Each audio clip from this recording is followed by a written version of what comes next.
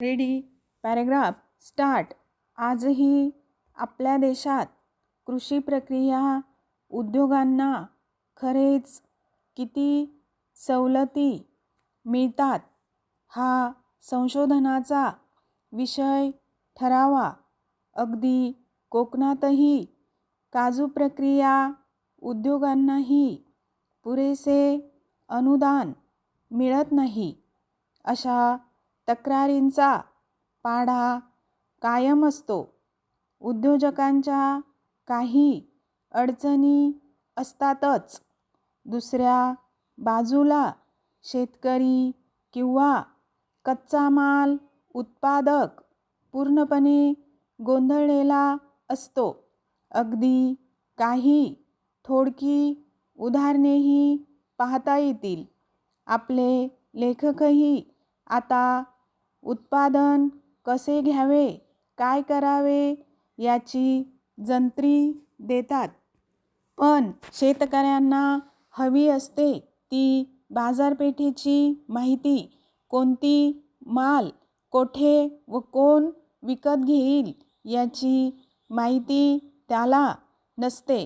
किंबहुना केवळ त्याचसाठी तो वेगळी वाट चोखाळत नाही. वेगळे उत्पादन घेण्यास तो कचरतो. आजही पुण्याजवळच्या 30-35 किलोमीटर अंतरावरील गावांमध्ये काही तरुण शेतकरी वेगळी वाट स्वीकारतात. काही हॉटेल्स किंवा चायनीजच्या हातगाड्यांवर लागणारा भाजीपाला तेथे लावला जातो. दररोज लागेल तेवढा माल पुण्यात पुरविला जातो. मोठ्या तारांकित हॉटेल्सबाबत एकत्रितपणे कंत्राटी शेतीच्या धर्तीवर असे उत्पादन पुरविले जाते असे प्रयोग त्या तुलनेत कमी आहेत.